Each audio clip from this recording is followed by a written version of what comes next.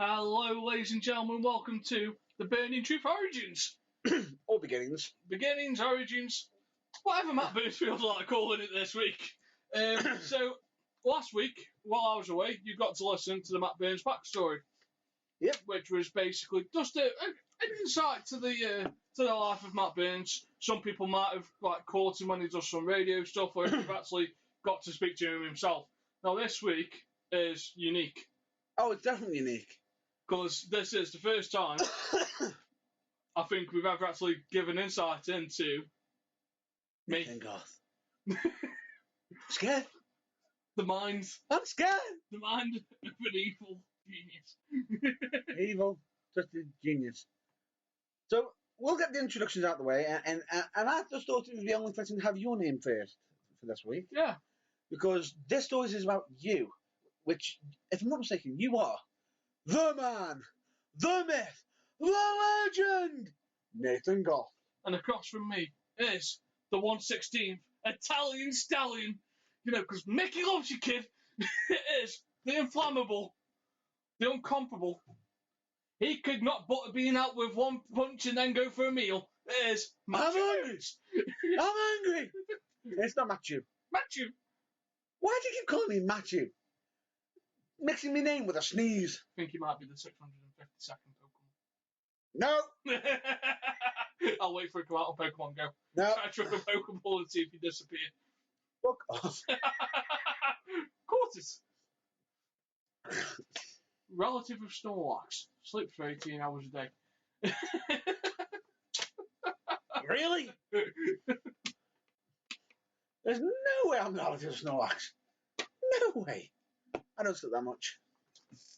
No, I don't. Well, just to quickly give you an insight into the chemistry that we have.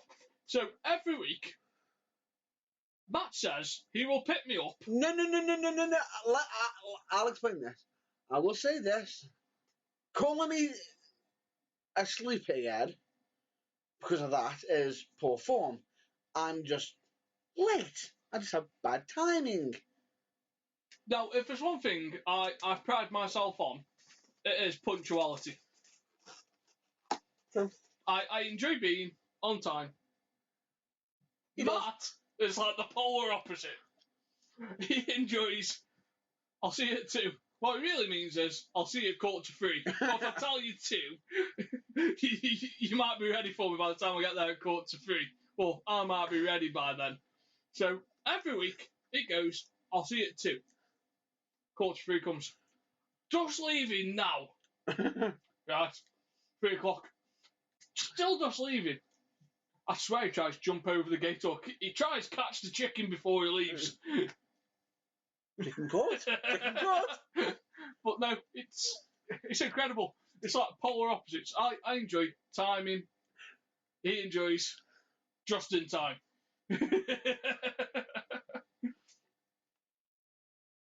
I'm laid back. If you're any more laid back, you'd be horizontal. I accept it. Anyway, enough on me. This is you. This is the Nathan Gough story. The Nathan Gough beginnings. On how you became the charismatic wonder. That's one way of putting it. Charismatic character. Definitely a character. Definitely a character. So, since you're leading this, which will be the first time you've actually led one of these. I'm leading. He's leading. I'm leading. We're doomed. Fuck knows how it's going to end. He's leading. Well, humble beginnings. Humble beginnings. I grew up in Chesterton, which is just outside of Newcastle under Lyme. I won't say Stoke, because no one from Newcastle classes themselves as a Stokey. So, we're... Even though I've quite used to time saying duck. Yeah. I class myself as I'm from Stoke, but people in Newcastle generally don't, so I'll do it properly. Chesterton, just outside of Newcastle. I don't come from a privileged background as such. We had what we needed, and we got by. Yeah. I came from quite a tough background. I had a tough growing up. being told I might not be able to walk due to my disability, which is in my ankles, being told I might not play football, being told that I won't be over 6 foot, which, if you saw me today, you'd be like, well, that went wrong. Can't you get any compensation for that? No. But no, so we grew up, we had what we needed. It was quite tough growing up, having like calipers to straighten the legs out, having ankle replacements done.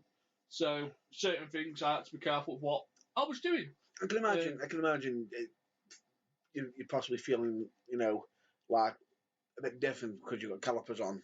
Not many others. It was very different. The funny thing that we look back on now, it's something I laugh about. No mainstream schools would actually accept a disabled kid in the 90s. So in the 90s, we went around 13 schools around the Newcastle area, and not one of them would accept a disabled kid. There's nothing wrong with me mentally. Mentally, I'm all here. Some people question that. Some people do question that, but no. Not naming names. But mentally, I'm all here. They just had a problem because they didn't have the compensation in place in case, in their words, I broke. So we managed to find somewhere that would eventually take me, which would build the education and start the moulding as such for what would be. So I went to Blackfriars, which is for the physically disabled. You got the attention. The school had everything. In all fairness, I cannot praise the background of the school enough. That's good. We had everything there. We had private physios that were there from 8:30 until 4:30 Monday to Friday. We had hydrotherapy pool, a 10x5 hydrotherapy pool, and then on the expansion of the school, which is about 2 miles away, we had a full-size swimming pool as well. That's good. We also had our own sports facilities where I first learned to play football. Always had a love for football, which we'll probably get onto later. But we had the facilities there, and we did everything that you would have done. But we also did like a little bit more. But in our classes, there was only 7 or 8, so there wasn't as much banter to be thrown around. Because if you threw banter at some of them, they just used to break down. So it was quite a sheltered upbringing, as some people could call it. Which I can imagine then when you got more into the open schools, it was more... It was a big shock to the system. Yeah. I then moved to Stoke for the 6th form, which was a very, very rude awakening. A shock to the system, as you already stated. Yeah, within 4 weeks of being there, I actually got accused of doing drugs. Okay. So you've... So this is brilliant. So it's quite ironic. So I started this off with saying that I like to be punctual.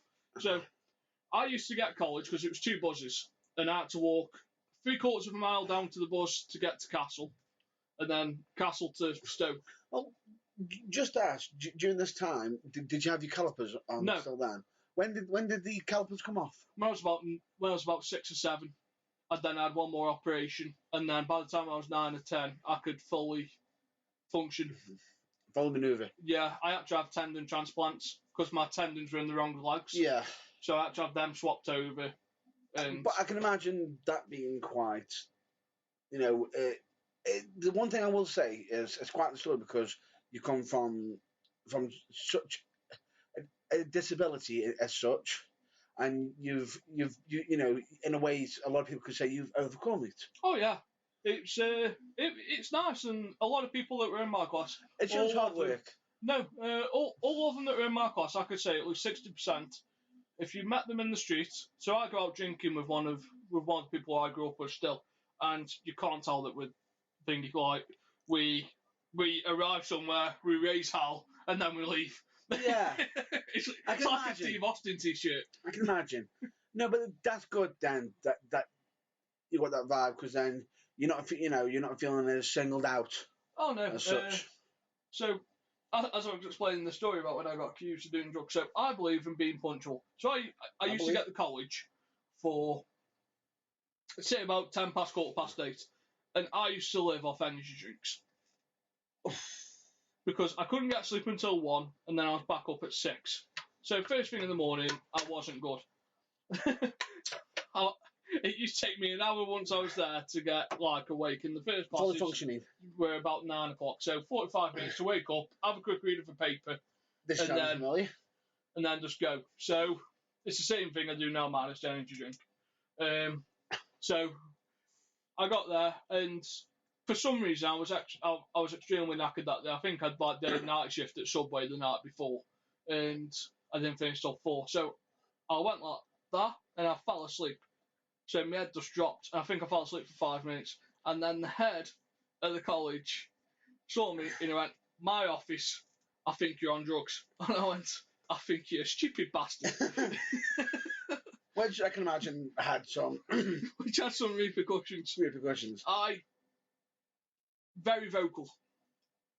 On my own, I do not like to be called a liar, which is something that really annoys me. And well, it's something that we share in common. It annoys me. And at college, I grew a bit of a reputation among the lecturers for being outspoken. Nothing wrong with that. I used to speak my mind. There was a couple of teachers that thought it was very forthcoming and appreciated it. There was others that it rubbed the wrong way. I didn't really give. Let me guess. Were they the ones that you either didn't like or they didn't like you? It was a bit of a mutual mutual agreement. But no, so that's the growing up part. It was a shock going into the big wide world, because they don't teach disabled people how to cope with the big wide world. They don't do a class for here's 500 people, go integrate. So I can imagine you possibly, in some cases, some people might have developed a condition known as acrophobia, which is fear of crowded places, being out in the open.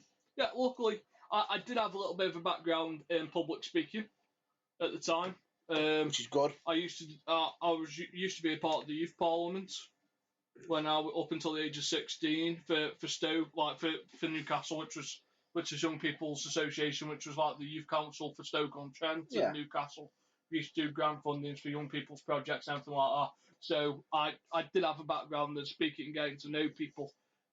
So luckily I wasn't, but a couple of people I knew from college struggled to integrate into the next system, from school, struggled to integrate in.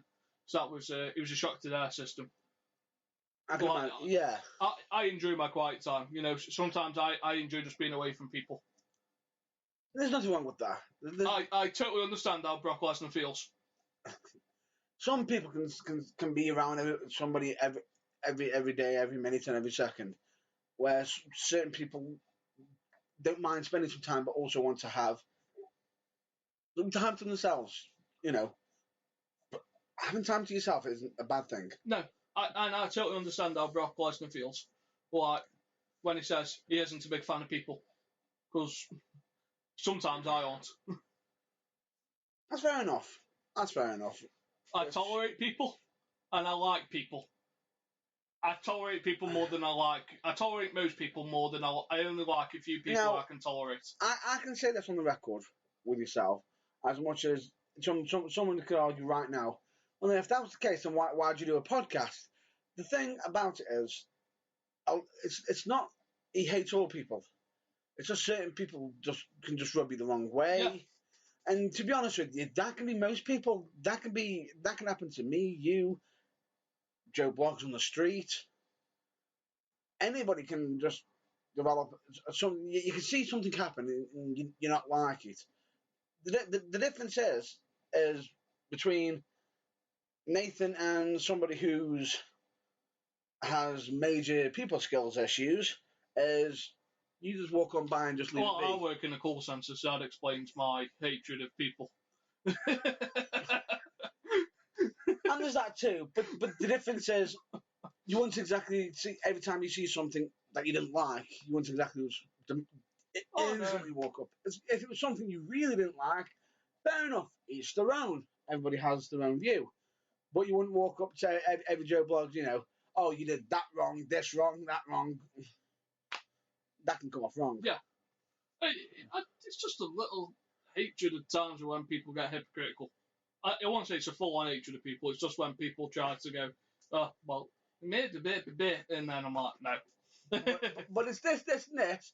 Accept it. No. Is that what you mean? Yeah. I can understand that.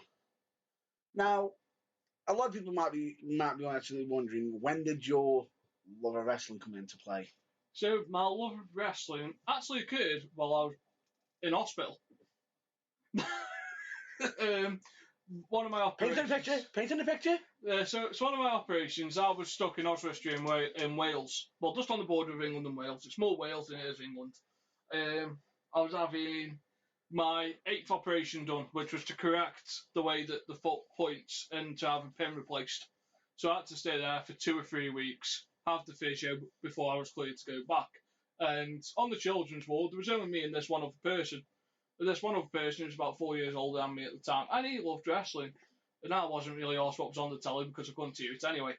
But I remember, I think it was the second day where I was struggling to move, and I just turned my head because the telly was in front, and I just used to turn to the side and put headphones in, as my mum always used to leave me headphones. And I just remember watching the wrestling, and I fell in love with it. And then after this, mum bought some DVDs and of some of the classic stuff from the 80s. So she bought WrestleMania 3 for us to watch. Oh. So I remember being gripped at WrestleMania 3, watching Hulk Hogan body slam Andre the Giant. And then after she bought in WrestleMania 12, and that's when I fell in love with Shawn Michaels. The way that he works, the way that he got the crowd around. And then she bought in SummerSlam 96, which was the Vader Shawn Michaels main event. I remember. The one which Jim Cornette has a famous rant about. So I just remember watching all this, and I was like, I like this. I like this a lot. Because it hadn't reached the attitude level yet. It was about telling a story and athleticism, and watching Shawn Michaels pull moonsaults off the top rope, watching Bret Hart put clinics on with people.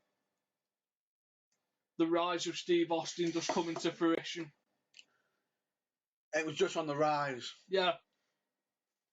It was at times where it put me off at the same time. So at that point in time, I was, and this will give you a perspective of the age gap between myself and Matt. So 1998, 1999 was when the Ministry of Darkness was in its prime, wasn't it? If I'm not mistaken. So I was 6, and I couldn't watch anything to do with The Undertaker at that point in time. Where I had a full-blown education in it. Anything to do with The Undertaker? No. Fast forward. No. Not happening. Diluted. Oh, sorry. So that's where my love of wrestling started. And then as I was growing up a bit more, I used to enjoy climbing on the furniture and pretending I was Macho Randy Savage. I can also imagine that these certain things that you weren't being allowed to watch probably drew you more. You wanted it more. Yeah. I remember watching the pre-Undertaker Ministry of Darkness. So I saw the Boiler Room Brawl with Mankind and all that sort of stuff. So I was aware of who he was. But once it started going to that level of darkness, that's too far for a 7-year-old. That's why unacceptable. That's how I treat my cousins now, because they want to watch some of the stuff I grew up watching. So I have to sort of. You can't watch this bit. Why not? It's boring. Yeah, and every time Deborah comes on, I have to shield them from Deborah McMichaels as well. Oh, good lord. Why do you keep talking puppies? So, do you like dogs? I'm not saying anything. It's amazing now that we look back on it how much like the social exception of wrestling has changed. So like back in the 90s, women weren't used for wrestle that much. They were just used as like eye candy and valets. Yeah. Whereas now they can do everything that the men can do. Yeah. And they're not just treated as eye candy. They're almost treated equally. I say almost because until one of them main events WrestleMania, I can imagine. Then or at the very least wins the World Heavyweight title. Which almost happened. Which almost did happen. Almost did happen, but then all of a sudden, no, that's not happening. No, so we'll talk about that on the main show. Yeah, we'll talk about that on the main show.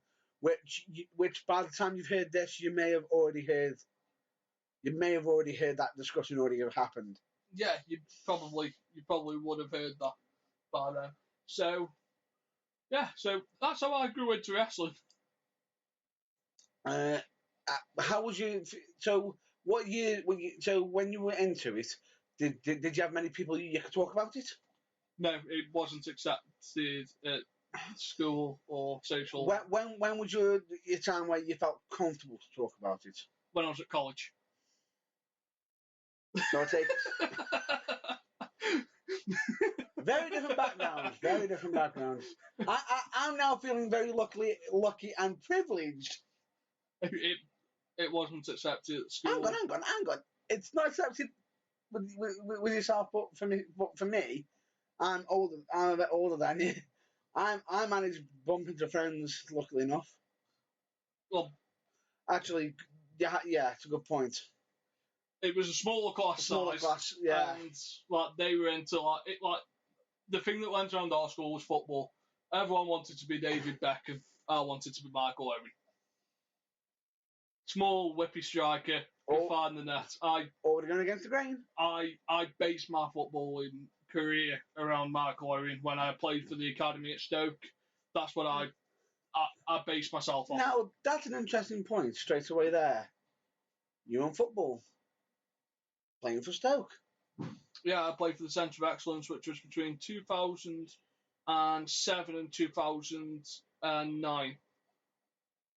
And then I broke my fourth metatarsal, and it was a choice of rehabbing and walking, and doing a bit of running, or rehabbing, playing, and don't do it again. And don't do it again. And don't break it again, or otherwise you will be fucked. So I went for the I'll rehab and walk. No, I was very late going into football due to all the operations. It took me quite a bit to get back used to kicking a ball because I spent about a year of my life in plaster. Yeah. With my ankles, and it took a bit of getting used to for the power you need to hit a football at the distance. It took a bit to get used to putting my foot through it. It's not just about putting your foot through it. It's as much as someone could say it's like riding a bike.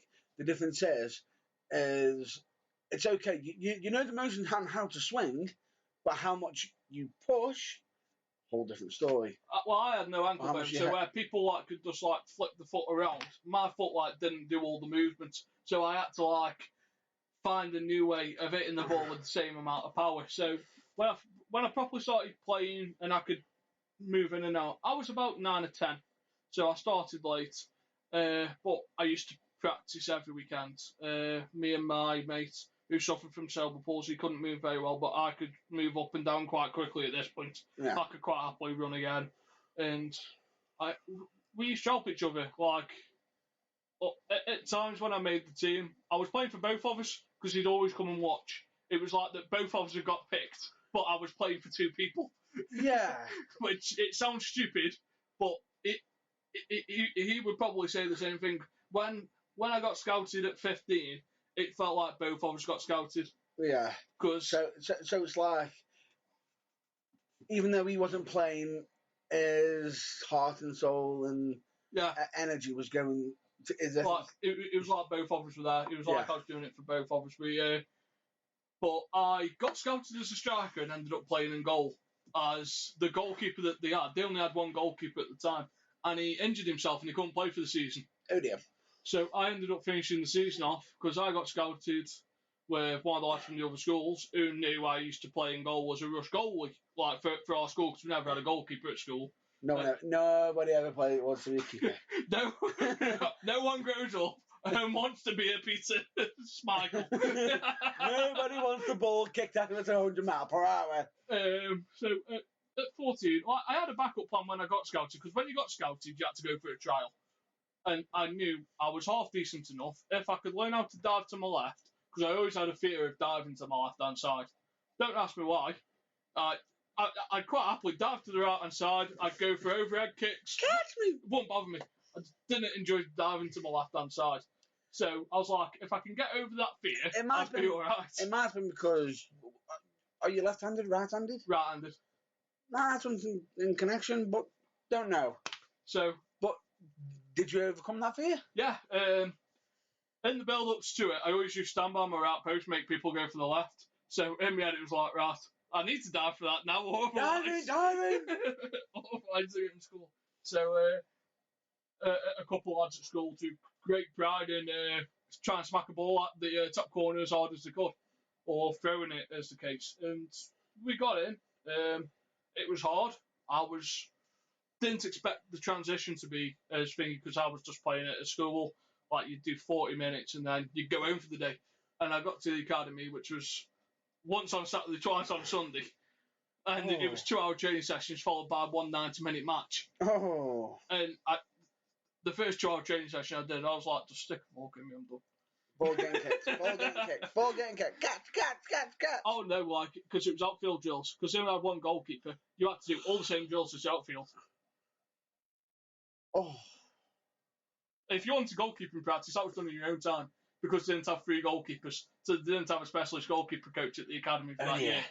So it's just why it's twice on a Sunday, because the other ones afterwards had 2 more goalkeepers. So they're like, you can go in the other class and you can practice your goalkeeping with them. Now that you've done your running about for us. Now that you're knackered, you go ahead and practice. You're broken. But no, I enjoyed it. The first ones we played against Birmingham City, Nottingham Forest Academy, and I forget the other team. I think it was Northampton Town in a tournament, and we played 3 60-minute matches that day and one final, and I conceded 2 goals in 240 minutes, which was done in one match. One of them was my fault, one of them was the central half's fault. I enjoyed football. I have a competitiveness within me. I have no idea what you're on about. I enjoy competing. I have no idea what you're on about, I say sarcastically. I don't like losing. We know that. And if something wasn't going right, I would either, if it was me that wasn't doing it right, I would tell myself to sort my shit out. Either sort it out or scream at the other person to lose. Yes, I know that, because if I recall, I remember you placing a bet on a Mr. Kelsey to beat me. Yeah. Stay down, Matt! Stay down! But no, I don't like losing, and I was quite vocal with the centre-halves. If they weren't doing something I wanted, there was quite a few expletives thrown around. I can imagine.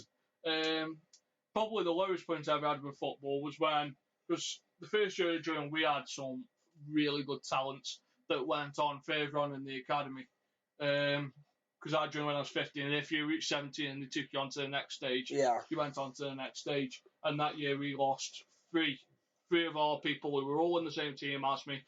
2 of them were the midfielder, and 1 of them was a whippet of a striker. By whippet, I mean quick. Small. He'd just run all day. I don't mean that as an offensive term. That's what we used to call him. We used to call him the whippet. I wouldn't say whippet is a bad term. You mean more like he's quick, he's agile on his feet. He could outrun other players. Oh yeah, I remember one day we used to do a tackling test, and I remember I did a 40-yard pass tune, which was the best 40-yard pass I'd ever done. And by the time the ball had landed, he was this end, and the coach was there screaming at me, going, "Do not kill him! Do not kill him!" And I was halfway through at this point. Too late! Like, no! Game over! So yeah, I enjoyed the football. It was good. It brought out a competitive streak, which developed later into time when I went into competitive marching and music, which is probably something we'll talk about on part two. Yeah. And then the pool. Your marching, your pool, your external sources like your music, TV, and whatnot. We'll most likely cover that in part two of the series. But however, seeing as this is we're now coming more to a wrap up of the end of part one. Is there anything that you'd like to say to anybody outside? No, all I'd say is you can achieve anything if you put the right amount of effort into it. No dream is too far. And that's a good thought to think of. Like, no dream is too far. You shouldn't be told by someone you can't do it. Because if you want it enough, you will do it. There's no can't. There's can. Yeah. Like, if you want something hard enough, you will do it. Just that thing what I've just said straight away. It just brought back memories. It's bringing back memories. But more on that later. Possibly for a later, possibly during the dual one later on of the series. Yeah. Or maybe during a live. But we'll get to that anyway. In the other series, in the other origins, when we do the both of us, you might actually notice that there are some similarities. We both went to the same university. Shockingly. 5 years apart, but we both went to the same uni. We somehow went to the same university and then somehow bumped into each other at a certain location. But more on that later. Yeah. So that's fine. So I think we'll end that there. That's about right. Support your local causes. Support your local causes. Stay well. Stay safe. Yeah. And come back for part two. See you in part two.